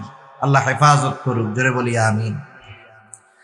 এরপরে যখন বিবাহ হয়ে গেল, বিবাহ হয়ে যাওয়ার পর কাবিননামা তথা মোহরানার টাকা লেখা হয়েছে 10 লক্ষ টাকা, 15 লক্ষ টাকা, উসুল হলো 2 লক্ষ টাকা। এইবার ছেলেটা বিবাহে বাসর ঘরের মধ্যে ঢুকে এক কোণার মধ্যে বসে আছে। মেয়েটা চিন্তা করে কি ব্যাপার, আমারে কি পছন্দ হয় নাই। এইবার যখন লজ্জাবাদ দিয়ে মেয়েটা স্বামীর কাছে গিয়ে বলে কি ব্যাপার আপনি দূরে কেন। এখন এবার স্বামী ওয়াজ দেয়। কি ওয়াজ? বলে হুজুরেরা ওয়াজে বলছে মোহরানার টাকা পরিশোধ না করে তোমার কাছে যাওয়া যাবে না। এখন মেয়েটা তো নতুন না, লজ্জা আছে এখনো, কয়দিন পরে কি হবে সেটা পরের চিন্তা। কিন্তু যখন বিবাহের প্রথম দিন তখন তো তার একটা চক্ষু লজ্জা, একটা লজ্জার বিষয় আছে কি নাই বলেন? জোরে বলেন, আছে না নাই? নিঃসন্দেহে আছে। সে তখন কি বলবে? আচ্ছা চিন্তা করেন না, ওইটা আপনারে আমি মাফ করে দিলাম। এই মাফ আসল মাফ না, এই মাফ আসল মাফ না। এক হযরত ডাকাতের কবলে পড়ছে, 14 গ্রাম ডাকাতের কবলে পড়ছে। ডাকাতরা হুজুরদের কাছ থেকে শুধু মাল জিনিস নেয় না, আবার দোয়াও চায়। মাশাআল্লাহ। হুজুরে আটকাইছে, এরকম আটকাইয়া যা আছে সবকিছু নিয়ে টিয়া যাওয়ার সময় মুসাফা করে আর বলে হযরত কিছু মনে করেন না, দোয়া করেন, আর যেটা নিছি হুজুর মাফ করে দিবেন। হ্যাঁ আচ্ছা বলেন তো, আমি যদি এই ধরনের অবস্থার সম্মুখীন হই, ডাকাত সবকিছু নিয়ে আমার কাছে আইসা যদি বলে যে হুজুর যা নিছি মাফ করে দিবেন, আমি কি বলবো? না না মাফ করুম না, এরকম বলবো? আমি জানের ভয়ে কি বলবো? যে হ্যাঁ ভাই মাফ করে দিছি। এই ডাকাতরে যেমন মাফ করা হলো, এটা যেমন মাফ ওই বাসর রাত্রে স্ত্রীর মোহরানা মাফ করার ওরকম মাফ। আচ্ছা আল্লাহ না করুক ওই যেই মেয়েটা মোহরানার বাকি 10 লক্ষ টাকা মাফ করে দিল, আল্লাহ না করুক 2 বছর পর দুজনের মধ্যে বিবাহ বিচ্ছেদ হয়ে গেছে। কোর্টে মামলা করবে যে তার সাথে আমি আর থাকতে চাই না, আমার যা প্রাপ্য সে দিয়ে দিই। এখনো ওই যে কাবিননামার মধ্যে যা লেখা হয়েছে যে 15 লক্ষ কাবিননামায় মোহরানা, 5 লাখ দেওয়া হয়েছে, 10 লাখ বাকি। কাগজে কলমে সে তো 10 লক্ষ পায়, ঠিক না? এখন আপনি যদি আদালতে দাঁড়ায় বলেন মাননীয় আদালত মিথ্যা কথা, বাসর রাত্রে বাকি 10 লাখও আমার মাফ করে দিছে, কি বলেন? ওই মহিলা কি মাফ করবে তখন? তার মানে বাস্তবতার বিষয় হলো মোহরানার টাকা ওইভাবে মহিলারা মাফ করবে না। সেজন্য বাসর রাত্রে মোহরানার টাকা মাফ করানোর ধান্দায় কেউ আমরা থাকবো না, ঠিক কিনা বলেন? এটা দেওয়ার পরিপূর্ণ নিয়ত থাকতে হবে এবং তাকে এটা দিয়ে দিতে হবে, প্রয়োজনে তার কাছ থেকে সময় নিতে হবে। এরপরে যখন সম্পর্কটা স্বাভাবিক হবে, পুরাতন হবে, এরপরে যদি সে কিছু মাফ করে দেয়, খাওয়ার জন্য কিছু দেয়, স্বামীকে কিছু ক্ষমা করে দেয়, সেটা ভিন্ন কথা। কিন্তু বাসর রাত্রে মহিলা লজ্জায় অনেক কিছু বলতে পারে, সেটা ওই অবস্থার আলোকে ধরা যাবে না। যাই হোক, এরপরে বিবাহ হলো। বিবাহের পরে আমাদের দেশে একটা অনুষ্ঠান করে, যেটা আমাদের এলাকার পরিভাষায় যেটাকে বলা হয় বউ ভাতের অনুষ্ঠান। বউ ভাতের অনুষ্ঠান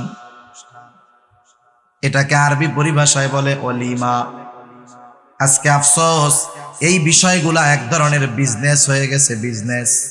অলিমা এটা তো রাসূলুল্লাহ সাল্লাল্লাহু আলাইহি ওয়াসাল্লামের সুন্নাত। সাহাবায়ে কেরাম ওলিমা করেছেন, রাসূলুল্লাহ সাল্লাল্লাহু আলাইহি ওয়াসাল্লাম ওলিমা করেছেন। একদিন একটা লোক রাসূলুল্লাহ সাল্লাল্লাহু আলাইহি ওয়াসাল্লামের দরবারে আসলো। লোকেরা বলতেছে, ইয়া রাসূলুল্লাহ, এই লোকরা নতুন বিবাহ করেছে। রাসূলুল্লাহ সাল্লাল্লাহু আলাইহি ওয়াসাল্লাম বললেন, তুমি বিবাহ করেছো, তুমি কি তোমার বিবাহের ওয়ালিমা করেছো? লোকটা বলল, ইয়া রাসূলুল্লাহ, ওয়ালিমা করেছি, তবে আমি গরিব মানুষ, এই জন্য লজ্জায় আপনাকে আমি দাওয়াত দেই নাই। নবীজি বললেন, কেন দাওয়াত দাও নাই? তুমি যদি তোমার বিবাহের ওলিমাতে আমাদেরকে দাওয়াত দিতা, আমরা তোমার দাওয়াত গ্রহণ করতাম, তোমার ওলিমায় শরীক হতাম, আমরা যাইতাম দাওয়াতে, কোনো অসুবিধা ছিল না।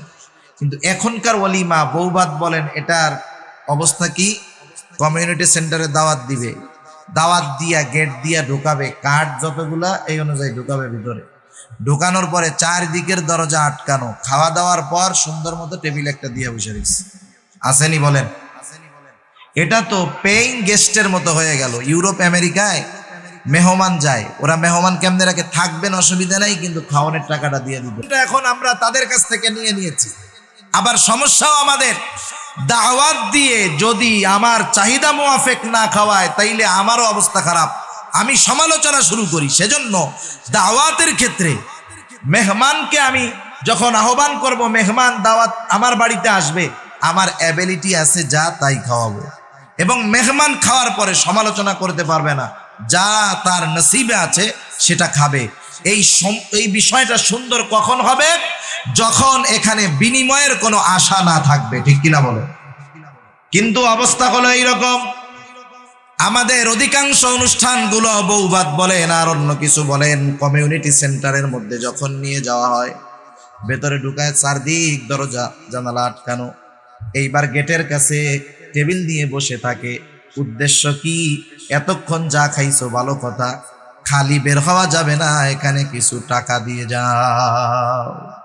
মূল উদ্দেশ্য এটা। বলতে পারেন হুজুর সবার তো আর উদ্দেশ্য ওইটা থাকে না, যারা টেবিল দেয় মুখ দিয়ে কিছু বলার দরকার নাই, উদ্দেশ্য মূলত ওইটাই, ঠিক কিনা বলেন? আবার দাওয়াতের ক্ষেত্রেও বাইসা বাইসা দাওয়াত দেয়, সবাইরে দেয় না। দাওয়াতের ক্ষেত্রে বেছে বেছে দাওয়াত দেয়, সবাইরে দেয় না। চিন্তা করে কি যে যারে দাওয়াত দিলে বেশি টাকা দিতে পারবে, এই রকম লোকদেরকে দাওয়াত দেয়, আর গরিব মানুষকে দাওয়াত দেয় না, বঞ্চিত করে। প্রতিবেশী হলেও বাদ দেয়, আত্মীয় হলেও বাদ দেয়। অথচ রাসূলুল্লাহ সাল্লাল্লাহু আলাইহি ওয়াসাল্লাম কত সুন্দর আমাদেরকে জানায়া দিলেন, শাররুত তুআমি তুআমুল ওয়ালিমা ইউদআ লাহাল আগনিয়া ওয়া ইউতরাকুল ফুকারা। ওই ওলিমা কতই না নিকৃষ্ট ওলিমা, যে ওলিমার মধ্যে শুধু সম্পদওয়ালাদেরকে দাওয়াত দেওয়া হয়, আর গরিব মানুষ যারা অসহায় যারা তাদের দাওয়াত দেওয়া হয় না। ধনীরা গরিবদেরকে দাওয়াত দেয় না, আর যারা গরিব এরা ধনীদেরকে দাওয়াত দিলে তারা ওই গরিবের বাড়িতে আসে না। গরিব মানুষ যদি ধনীরে দাওয়াত দিতে যায়, কি মনে করে জানেন? দাওয়াত দিচ্ছে টাকার জন্য। এই টাকার জন্য দাওয়াত দিতেছে এটা মনে করে সে তারে কিছু টাকা পয়সা দিয়ে বলে যা যা অসুবিধা নাই, যা পারলে যা মনে, ঠিক কিনা বলেন? এই জন্য আল্লাহ রাসূল সাল্লাল্লাহু আলাইহি ওয়াসাল্লাম সতর্ক করে দিয়েছেন। নবীজি বলেন, মান দাআ ফালাম ইয়াজিব ফাকাদ আসাল্লাহ ওয়া রাসূলা। যাকে দাওয়াত দেওয়া হলো সে যদি ওই দাওয়াতে উপস্থিত না হয়, সে আল্লাহ এবং তার রাসূলের নাফরমানি করলো। সেজন্য আমাদেরকে যখন কোনো অসহায় মানুষ দাওয়াত দিবে, শরঈ যদি কোনো ওজর না থাকে, আমরা এই গরিব মানুষগুলোর দাওয়াতেও উপস্থিত হব। আবার এই কাম করব না, যেখানে দাওয়াত নাই সেইখানে আমরা যাব না, যেখানে দাওয়াত নাই সেখানে যাব না। রাসূলুল্লাহ সাল্লাল্লাহু আলাইহি ওয়াসাল্লাম বলেন, মান দাখালা আলা গায়রি দাওয়াতিন, যে ব্যক্তি দাওয়াত ছাড়া কোথাও প্রবেশ করলো, নবীজি বলেন দাখালা সারিকা ওয়া খারাজা মুগীরা, চোর হইয়া ঢুকলো, লুণ্ঠনকারী ডাকাত হয়ে সে বের হলো। দাওয়াত যেখানে নাই সেখানে যাব না। আর দাওয়াতগুলো আমরা বিনিময়ের আশায় কাউকে দাওয়াত দিব না। আগের মানুষ দাওয়াত না দিলে চিন্তিত হয়ে যাইত, এখন দাওয়াত দিলে চিন্তিত হয়ে যায় যে কি করব না করব, পেরেশানিতে পড়ে যায়। এভাবে যদি আমরা আমাদের বিবাহের কাজগুলা সামনের দিকে অগ্রসর হতে পারি, তাহলে এই বিবাহ ইবাদত হবে। অভাব যদি থাকে, আল্লাহ রাব্বুল আলামিন বিবাহের কারণে বরকত দিয়ে দিবে। আর একটা বিষয় আমাদেরকে খেয়াল রাখতে হবে, রাসূল আকরাম সাল্লাল্লাহু আলাইহি ওয়াসাল্লাম বলেন, যখন তোমাদের কাছে কোনো প্রস্তাব আসে, ছেলেটা দিনদার মুত্তাকি পরহেজগার, এমন প্রস্তাব যখন তোমাদের কাছে আসে, ভালো ছেলের ব্যাপারে যখন সম্বন্ধ আছে, তোমরা তখন ওই ছেলের সাথে মেয়েকে বিবাহ দিয়ে দাও। যদি এই রকম উত্তম চরিত্রের ছেলেদেরকে তোমরা ফিরায়া দাও, বিবাহ না দাও, তাহলে দুনিয়ার মধ্যে ব্যাপক আকারে ফিতনা ফাসাদ সৃষ্টি হয়ে যাবে।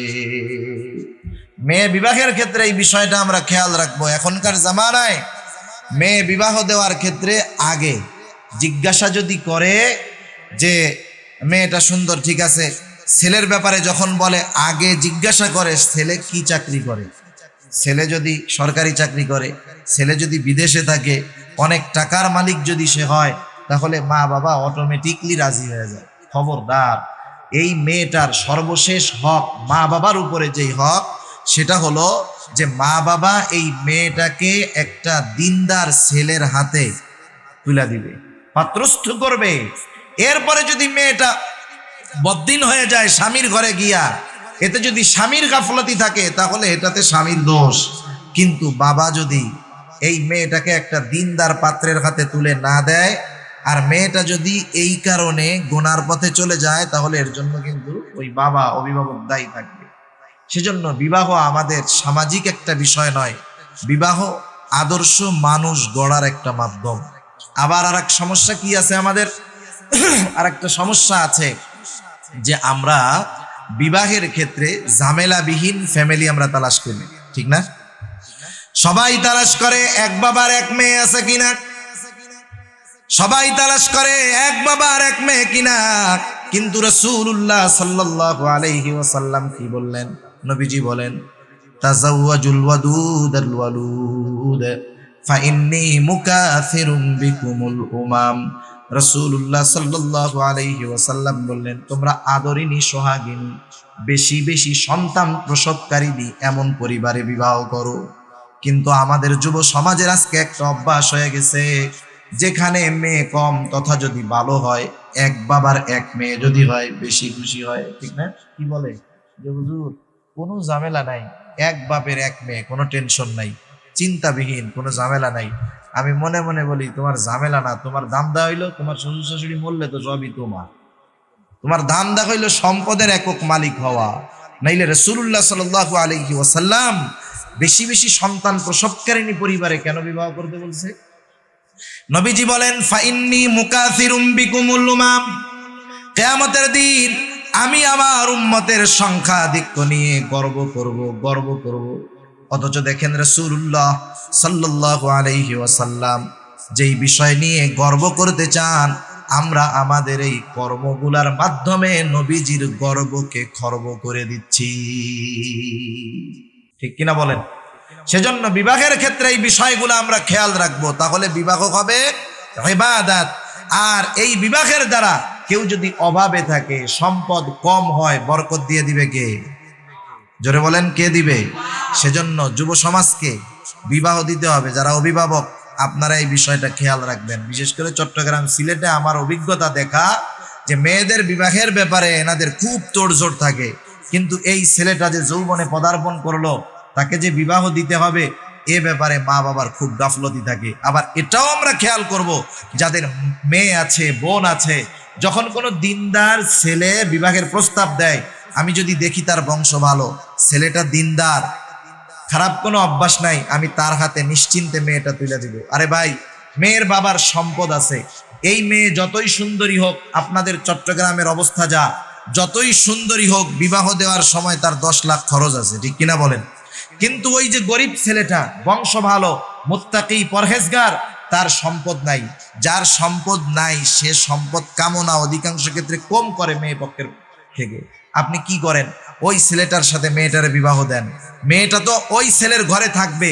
আপনি তো অনেক কিছু দিতেন মেয়েরে, ফার্নিচার দিতেন, টেলিভিশন দিতেন, ফ্রিজ দিতেন, এইগুলা না দিয়া ছেলেরে 5 লক্ষ টাকা দিয়ে একটা ব্যবসা ধরায়া দেন।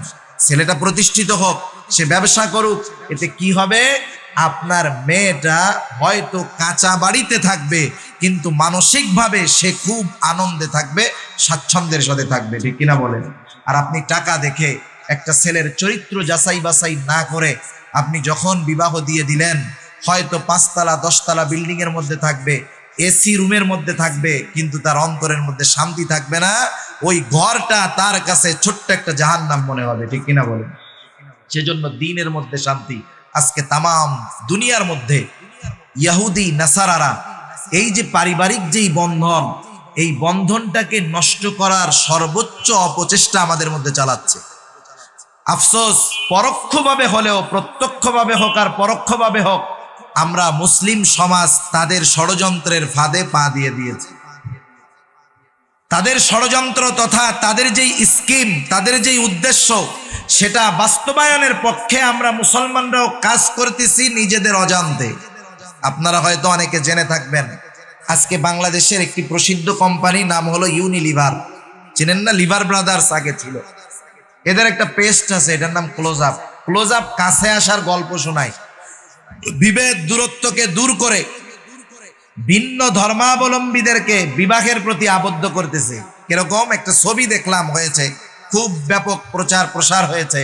ছেলের গায়ে একটা ক্রুশ আছে, তার মানে ছেলেটা খ্রিস্টান, আর মেয়েটা হিজাব পরিহিতা, তার মানে বোঝা গেল মুসলমান। ক্লোজ আপ বোঝাতে চাচ্ছে যে তোমরা সমাজ এবং ধর্মীয় যেই বাধা আছে সেটাকে দূর করে মানুষ হিসাবে ধর্মীয় ভেদাভেদ ভুলে গিয়ে তোমরা বিবাহ বন্ধনে আবদ্ধ হও, কোনো অসুবিধা নাই, তোমরা কাছে আসো, এতে মানবতার জয় হবে। নাউজুবিল্লাহ বলেন। এখন বলেন, একজন খ্রিস্টান তার সাথে যদি একজন মুসলিম মেয়ের বিবাহ হয়, এই বিবাহ বৈধ হবে?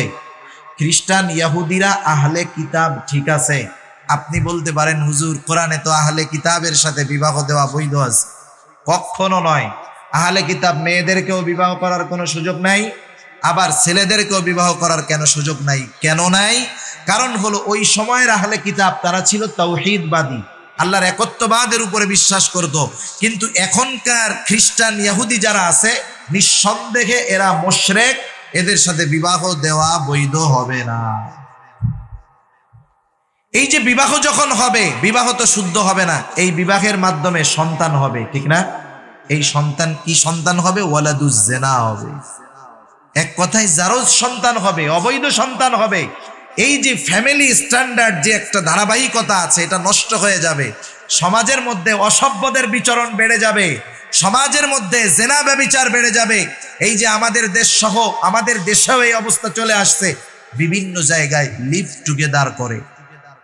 আমার আপনার ভাই, আমার আপনার বোন ভার্সিটিতে পড়ে, বড় বড় জায়গায় একা গিয়ে থাকে। অনেক জায়গায় এই খবর আমাদের কাছে আসতেছে, পত্র পত্রিকায় আমরা জানতেছি। একই ভার্সিটিতে পড়ে, ছেলে মেয়ে দুজনে অবিবাহিত, কারোর সাথে কারো বিবাহ হয় নাই, দুইজনে একই রুমে একই ফ্ল্যাটে একই বাসায় থাকতেছে স্বামী স্ত্রীর মতো বছরের পর বছর। এটাকে তারা কোনো বাধা মনে করতেছে না। এগুলার কারণ কি? কারণ হলো এই ধরনের জেনা ব্যভিচার বাড়ার কারণটা কি? কারণটা হলো সমাজে আমরা বিবাহকে কঠিন করে ফেলেছি। বিবাহ যখন কঠিন হবে, বৈধ পথ যখন কঠিন হবে, মানুষ তখন অবৈধ পথ অবলম্বন করার চেষ্টা করবে, ঠিক কিনা বলেন? অবৈধ পথ যদি অবলম্বন করে বিপদ আছে না নাই? দুনিয়ায়ও আছে, আখেরাতেও আছে। মনে করেন এই যে ইউরোপে বৈধভাবে যাওয়া কঠিন, আমাদের দেশ থেকে অনেক ভাই অবৈধভাবে 15-20 লক্ষ টাকা খরচ করে বিভিন্নভাবে যাওয়ার চেষ্টা করে। কয়েকদিন আগেও আমরা পড়েছি যে ভূমধ্য সাগরের শীতে জমে নৌকার মধ্যে আমাদের দেশের 7 জন না 8 জন যুবক ঠান্ডায় জমে মৃত্যুবরণ করছে অবৈধ পথে যাইতে গিয়া। তার মানে যে কোনো বিষয় আপনি যদি অবৈধভাবে অগ্রসর হন, এর মধ্যে ক্ষতি আছে, বিপদ আছে। যারা ইসলাম বিদ্বেষী, এরা চাইতেছে যে আমাদের মুসলিম কমিউনিটি, এই মুসলিম সমাজ ব্যবস্থাকে ধ্বংস করে, পরিবার ব্যবস্থাকে ধ্বংস করে এখানে এরা এক ধরনের অশান্তি সৃষ্টি করতে চাচ্ছে, যার দ্বারা কি হবে? বিবাহকে ভেঙে দিবে, জেনা সহজ করবে, লিভ টুগেদার হবে, দুজনের মেলামেশায় সন্তান হবে, মা বাবার ছাড়াছাড়ি হবে, এই সন্তান এক সমুদ্রের মধ্যে থাকবে। এই ওয়ালাদুজ জেনা, এর দ্বারা ভালো কিছু আশা করা যাবে না। সমাজে বিশৃঙ্খলা হবে, অনৈতিকতা বাড়বে, ওর যেভাবে জন্ম হয়েছে ও সেই ধরনের কাজের দিকে অগ্রসর হবে, ঠিক কিনা বলে? সেজন্য আমরা বিবাহকে সহজ করব। আমাদের যুবক সম্প্রদায় যারা আছে এদেরকে আমরা বিবাহ দিয়ে দিব ক্যারিয়ারের চিন্তা করে। আমি আমার জীবনটাকে নষ্ট করব না, ক্যারিয়ারের চিন্তা করে বিবাহে বিলম্ব করব না। যত সময় আমরা বিবাহ করব এবং নেককার সন্তানের প্রস্তাব যদি আসে, আমাদের কাছে যদি মেয়ে থাকে দিনদার মেয়ে, নেককার ছেলের সাথে বিবাহ দিয়ে দিব। কিন্তু আমরা এই ব্যাপারটাতে খুব গাফেল। একজন দাওয়াত ও তাবলীগের একজন আমির বয়ান করতেছে, শেষ করে দেব 2-1 মিনিটের মধ্যে। বয়ান করতেছে এক জায়গায়, আমার পরিচিত একজন লোক বয়ান করতেছে মসজিদের মধ্যে যে খাওয়ায় কে? জোরে বলেন। রিজিকের মালিক কে? সব কিছুর মালিক আল্লাহ। এটা আমাদের দৃঢ় বিশ্বাস। এক যুবক এই ব্যক্তির ওয়াজ শুনে খুব ভাল লাগছে। এখন ওই চাচার একটা যুবতী মেয়ে আছে, ছেলেটা দিনদার তবে বেকার। বয়ান শেষ করার পরে ছেলেটা এবার মুরব্বীরে প্রস্তাব দিয়েছে, মুরব্বী আপনাকে আমার খুব ভালো লাগে, সেজন্য আপনার বয়ান শুনলাম, ভালো লাগলো। এখন আমি একটা প্রস্তাব দেই, যে কোনো ভাবে সে প্রস্তাব নিজে দিয়েছে অথবা দেওয়া হয়েছে বিবাহের প্রস্তাব, যে আপনার একটা মেয়ে আছে শুনলাম, বিবাহ করতে চাই। চাচা জিজ্ঞাসা করছে, বিবাহ করছো, তুমি করো কি? বলে এখনো বেকার আছি, কোনো চাকরি বাকরি এখনো হয় নাই। এইবার চাচা ধমক দিয়ে বলে, কত বড় বেয়াদব, বিবাহ কইরা আমার মায়েরা তুমি কি খাওয়াইবা, কি পড়াইবা? এবার ছেলে বলে, চাচা আপনি তো একটু আগেই বয়ান করলেন যে খাওয়াই কে, তাই না? আপনি কত সুন্দর বয়ান দিলেন, এখন বয়ান আমাদের জন্য দিলেন, কিন্তু আপনার নিজের মেয়ের ব্যাপারে এই ইয়াকিন হয় নাই যে তারে আল্লাহ খাওয়াইতে পারে। আমাদের পরিস্থিতি এরকম, আমরা চিন্তা করি, আশা করি যে ছেলেটারে মেয়েটাকে একটা ভালো ফ্যামিলিতে বিবাহ দিব, কিন্তু আমি তার দিনদারিত্বকে প্রাধান্য দেই না। বিবাহের ক্ষেত্রে ছেলেরাও চিন্তা করে যে আমার মেয়ে খুব স্ত্রী পর্দার সাথে থাকবে, অপরের সাথে কথা বলবে না, এই চিন্তা আমরা করি, কিন্তু বিবাহের ক্ষেত্রে দিনদারিত্বকে আমরা প্রাধান্য দেই না। যদি না দেই তাহলে কি হবে, পরবর্তীটাও খুব কঠিন আমাদের হয়ে যাবে। পর্দার ব্যাপারেও কিছু কথা আমাকে বলতে বলা হয়েছিল। সর্বশেষ দেখেন, এই দিনদারিত্ব যেই ফ্যামিলি গুলার মধ্যে নাই, সেটার মধ্যে পর্দাও নাই। আজকে দুনিয়ার মধ্যে চরম অবহেলিত একটি ফরজ বিধান হলো পর্দা, ঠিক কিনা বলেন? আজকে পর্দা নাই। তামাম দুনিয়া মুসলিম মেয়েদেরকে বেপর্দায় আনার জন্য চরম ভাবে ষড়যন্ত্র চালাইতেছে, আর আমরা মুসলিম সম্প্রদায়ের অনেক মানুষ পর্দার ব্যাপারে উদাসীন। আমি নামাজ পড়ি, রোজা রাখি, হজ করি, যাকাত দেই, সব ঠিক আছে, কিন্তু আমার স্ত্রী, আমার মেয়ে, এরা শরঈ পর্দার মধ্যে থাকে না। সেজন্য দেখেন, পর্দাটা গুরুত্বপূর্ণ একটা বিষয়। পর্দাতে শুধু চেহারা ঢাকলে হবে তা না, এই মহিলার কথার শব্দগুলাও পর্দা। সে পরপুরুষের সাথে কথা বলার ক্ষেত্রে সতর্ক থাকবে। অনেকে বাহিরের পুরুষদের সাথে পর্দা করে, কিন্তু ভেতরে যারা আছে, যেমন দেবর, স্বামীর বড় ভাই, এদের সাথে এনারা পর্দা করে না। অথচ অভ্যন্তরীণ পর্দাটা আরো বেশি জরুরি ছিল, কারণ সেখানে শয়তান বেশি ধোঁকা দিতে পারে, ঠিক কিনা বলেন? কারণ আজকে এমন এক জামানার মধ্যে আমরা আছি, বলতেও লজ্জা লাগে, কষ্ট হয়, আফসোসের সাথে বলতে হয়, এমন এমন কিছু ঘটনা আমাদের দেশে ঘটে যেগুলা 10 বছর আগে আমরা কল্পনাও করি নাই। আজকে এমনও পরিস্থিতি, কয়েকদিন আগে একটা ঘটনা দেখলাম, খবরের পাতায় আসছে, যে নিজের মেয়ে, নিজের ঔরসজাত মেয়েটাও তার বাবার কাছে আজকে নিরাপদ না। সেজন্য পর্দার মধ্যে আমাদেরকে পরিপূর্ণভাবে আসতে হবে।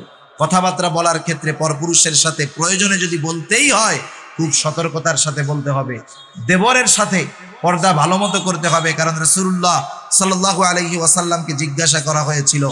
রাসূলুল্লাহ সাল্লাল্লাহু আলাইহি ওয়াসাল্লামকে বলা হলো, আরাআইতাল হামওয়া, আপনি এই দেবরের ব্যাপারে কি বলেন? নবীজি বললেন, আল হামওয়া কাল মাউত, এটা হলো মৃত্যুর মতো। সুতরাং আমাদের ঘরের পর্দাগুলোও মজবুত করতে হবে, বাহিরের পর্দাগুলোও মজবুত করতে হবে, আর বিবাহকে সহজ করতে হবে। আর যদি বিবাহ সহজ না হয়, সমাজের মধ্যে জেনা ব্যভিচার বাড়বে, অপরাধ বাড়বে, পরকীয়া বাড়বে, ধর্ষণ বাড়বে, এক কথায় অসামাজিক কার্যকলাপ আমাদের সমাজের মধ্যে ভরে যাবে।